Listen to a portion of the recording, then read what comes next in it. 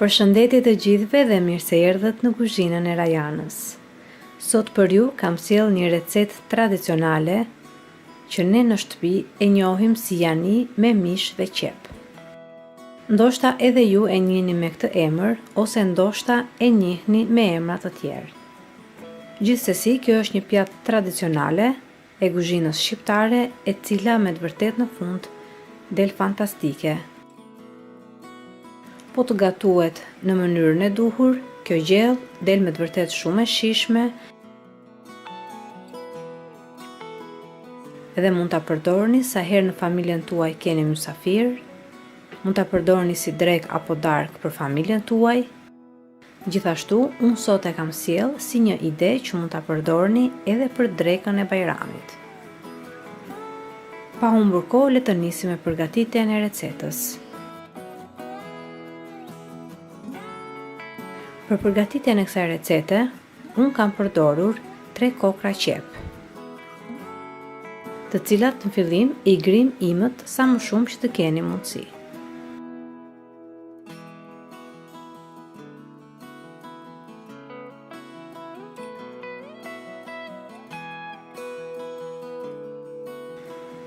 Dhe pasi qepët i keni grirë, në një tenxhere ku kemi hedhur pak vaj, do të shtojmë në fillim mishin. Mish në total, unë kam përdorur diku te 400 gram mish viçi, të cilin e kam prerë në copa me madhësi mesatare. Por ju në varësi të antarëve të familjes suaj, mund të përdorni sa mish të keni dëshirë. E hedhim mishin në tenxhere dhe do t'i japim një kaurdisje të lehtë derisa mishi të fillojë të ndryshojë ngjyrë dhe të lëshojë lëngun e vet në tenxhere. Do ta gatuaj mishin në zjarr mesatar për të paktën 2 deri në 3 minuta dhe gjatë kohës që mishi gatuhet në zjarr, do t'i shtojmë edhe 2 ose 3 thelpinj hudhre të prerë imët. E trazojmë edhe mishin me hudhrat derisa hudhrat të lëshojnë aromën e tyre në tenxhere.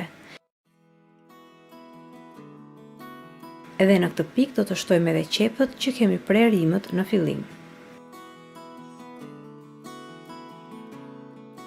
Qepët dhe mishin i trazojmë së bashku dhe do t'i lëmë të gatuhen në zjarr mesatar për të paktën 10 deri në 15 minuta. Por gjatë gatimit të tyre në zjarr mesatar, ne do të kujdesemi që gjatë gjithë kohës t'i trazojmë qepët dhe mishin në mënyrë që qepët të mos zënë në fund të tenxheres. Dhe gjatë kohës që qepët gatuhen dhe ato fillojnë dhe zbuten dhe treten, ne do të shtojmë fillimisht në tenxhere edhe 2 lugë gjelle me uthull. Për sasinë e uthullës mund të vendosni vetë se sa të afët e doni gjellën. Unë kam përdorur 2 lugë gjelle me uthull molle, por ju mund të përdorni edhe uthull tjetër nëse keni dëshirë. E trazojmë uthullën dhe qepët së bashku dhe i lëmë të gatuhen për disa minuta në zjarr mesatar, duke i trazuar her pas here. Ne do të shtojmë në tenxhere edhe 1 lugë gjelle me salcë domateje. Do ta lëmë qepën që të gatuhet dal nga dal, në mënyrë që të gjithë qepët që hodhëm në fillim të fillojnë dhe të treten. Pasi në fund fare, kjo gjellë është vërtet me qep, por jo që të gjitha qepët që hodhëm në fillim do të ngelen ashtu siç janë, pasi pjesa më e madhe e tyre do të treten. Dhe janë pikërisht qepët që treten që e bëjnë lëngun e kësaj gjelle që të trashet dhe ta ajkoset. Gjellës do t'i shtojmë gjithashtu edhe 1 kokër domateje të grirë imët, ose mund përdorni gjysmë kavanozi nga ato kavanozat që shiten me pure të gatshme domatesh. Ja shtojmë edhe domaten gjellës edhe më pas e trazojmë mirë edhe e lëmë të gatuhet mirë derisa domatet fillojnë të zbuten dhe të lëshojnë lëngun e tyre në tenxhere. Gjithashtu, gjatë këtyre minutave që qepët gatuhen në zjarr mesatar, do të shtojmë pak nga pak edhe ujë.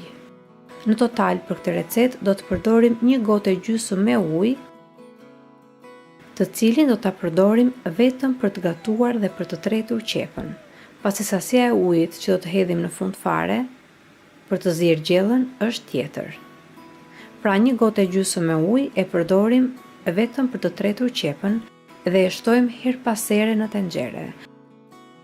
Pra në fillim do të shtojmë vetëm gjysmë gote me ujë, e trazojmë mirë qepët me ujin dhe mishin dhe e lëm qepën që të gatuhet derisa të shtrojë pjesa e ujit që kemi hedhur. Edhe pasi shtron uji, do të shtojmë pjesën tjetër të ujit dhe kështu do të veprojmë derisa të përfundojmë të gjithë ujin. Gjithashtu mos harroni gjatë kësaj kohe që t'i shtojmë gjellës edhe pak piper të zi, si dhe krip, të cilat mund të shtoni sipas dëshirës suaj. Nëse dëshironi, mund të shtoni edhe ndonjë erës tjetër nëse keni dëshirë.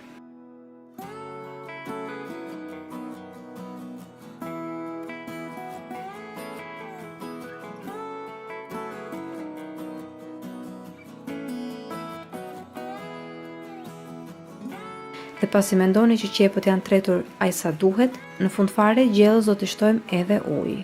Ujë do t'i shtoni deri në gjysmë të tenxheres dhe më pas e lëm gjellën që të marrë val për të paktën 20 minuta. Ose derisa ju shikoni që gjella është trashur aq sa duhet.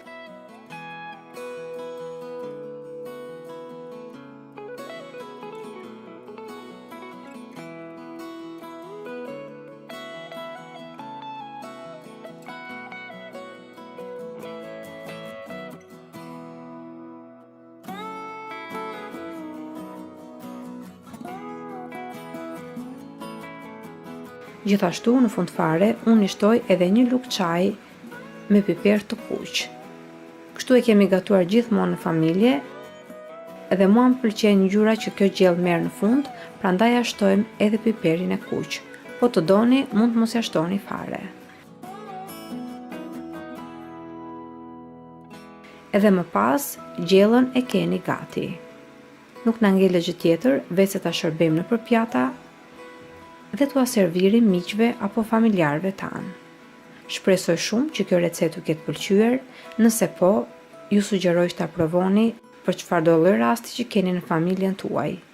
Qoftë kjo edhe për drekën e Bajramit, apo edhe për dreka apo darka me miqtë e familjarët tuaj.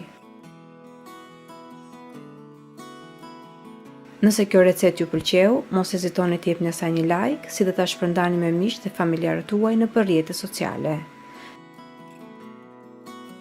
Gjithashtu, mos harroni të abonoheni në kanalin tim, si dhe të shtypni zilën e vogël anash kanalit, në mënyrë që të njoftoheni sa herë në kanal postohen recetat e reja. Ju uroj të gjithëve gëzuar Bajramin. Bashkë do të dëgjohemi sërish në videon e radhës. Deri atëherë, Zoti ju bekatoft të gjithëve.